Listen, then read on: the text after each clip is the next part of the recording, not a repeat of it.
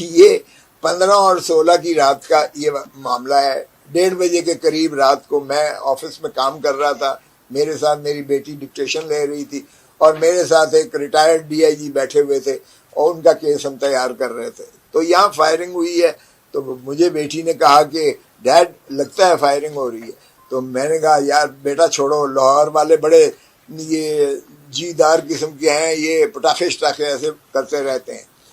پھل جھڑیاں بکھیرتے رہتے ہیں. تو وہ جو DIG بیٹھا ہوا تھا کہتا ہے سردار صاحب کلاشنکوف چل رہا ہے تھوڑے گھر کے باہر.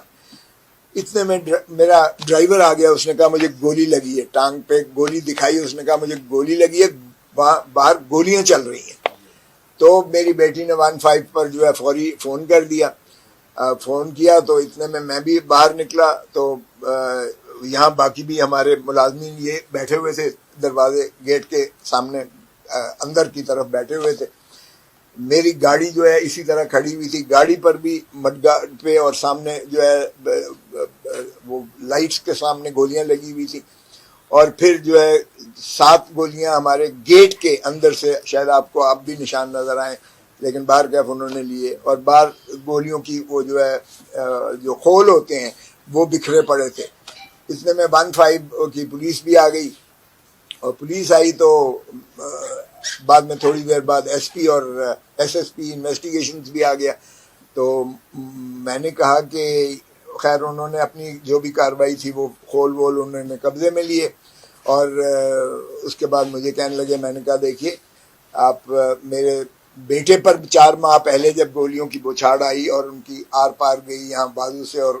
چہرے کو چھاتی سے مس کیا, اللہ نے ان کی زندگی رکھنی تھی, اللہ نے بچا لیا.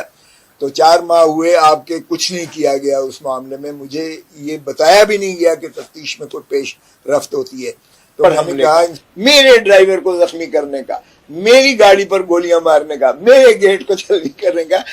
یہ ایسا مدعی بن جاتا ہے. یہ ایک عجیب ایک چل رہا ہے. کم از کم چودھری صاحب کی بھی وکالت کے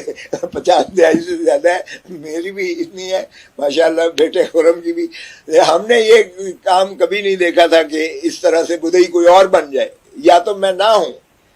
میں موجود ہوں خود, تو پھر آپ کیسے کسی اور کو مدعی بنا سکتے ہیں. باہر کا ASI صاحب کی ودیت میں ہو گیا. 16 مئی سے لے کر 2:30 بجے آج تک مجھے کسی پولیس والے نے مجھ سے رابطہ نہیں کیا کہ جی تفتیش ہم نے فلاں کے سپرد کر دی ہوئی ہے اس کیس کی, چلیں ASI نہیں کیا, پرچہ تو ہے نا, تفتیش تو اس کی ہونا ہے نا, ملزموں کو تو آپ نے پکڑنا ہے نا, آپ نے انصاف کے کٹہرے میں انہیں لانا ہے نا, یہ تو لازم ہوتا ہے, ریاست پر لازم ہے, اسٹیٹ پر لازم ہے. لیکن وہ آج تک مجھ سے کسی نے نہیں پوچھا آ کر کہ جی ہم نے یہ کیا ہے, جیو فینسنگ کی ہے, فلاں کیا ہے. ہم نے اپنے تئیں جو ہے وہ سارا کچھ ٹریس کر لیا ہوا ہے. اور ظاہر ہے کہ جو آنے والے جو حملہ کرنے والے ہیں 2 موٹر سائیکلز پر تھے, اور وہ 5 منٹ ادھر یعنی گھومتے رہے ہیں, ریکی کرتے رہے ہیں, 2 پیدل تھے, پھر اس طرح سے جس طرح سے آئے ہیں. میرے بیٹے نے وہ ساری جو ہے وہ دیکھی ہے CCTV کیمراز کی بھی, اور جو اس پہ سیف سٹی کے کیمراز پہ بھی ہیں وہ بھی موجود ہیں. اب انہوں نے اس لمبے کو کہاں سے پکڑا ہے, کیسے پکڑا ہے, یہ میری سمجھ سے تو کم از کم باہر ہے. اور پھر اس کا بیان جو دلا رہے ہیں, او بھائی پھر کہتے ہیں جی زبیر نیازی ہیں, اس نے 10 لاکھ اس کو دیے ہیں کہ جا کے کھوسے کے گھر پہ فائر کرو, اور پھر اس کے بعد جو ہے چودھری اعتزاز احسن کے. میرا زبیر نیازی سے میرا کیا لینا دینا, نہ میری کوئی دشمنی نہ میرا کوئی تعلق.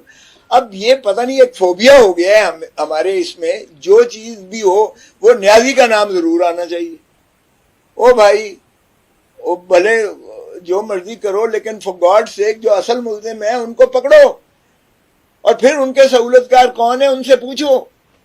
یہ تو عجیب بات ہے, آپ نے اس کو لا کے کھڑا کر دیا لمبے کو اور اس کی پریس کانفرنس کر دی. مجھے بتائیں کبھی ایسا ہوا ہے کہ میرے دکھائے بغیر, مجھ سے پوچھے بغیر, مجھ سے ملائے بغیر, نہ مجھے پتہ ہے نہ کچھ ہے, اور تم نے اس کی پریس کانفرنس کروا کے کہہ دیا, اس سے اقبال جرم کروا لیا کنفیشن کے میں نے فائر کیا, کیے ہیں اسے, اور فلاں سے میں نے پیسے لیے، فلاں سے پیسے اس لیے لیے تاکہ وکلاء اور ان کے درمیان جو ہے کوئی خلیج پیدا کی جائے، یعنی بجائے اس کے کہ جو آپ نے دیکھا کہ اس دن میں نے تقریر کی تھی،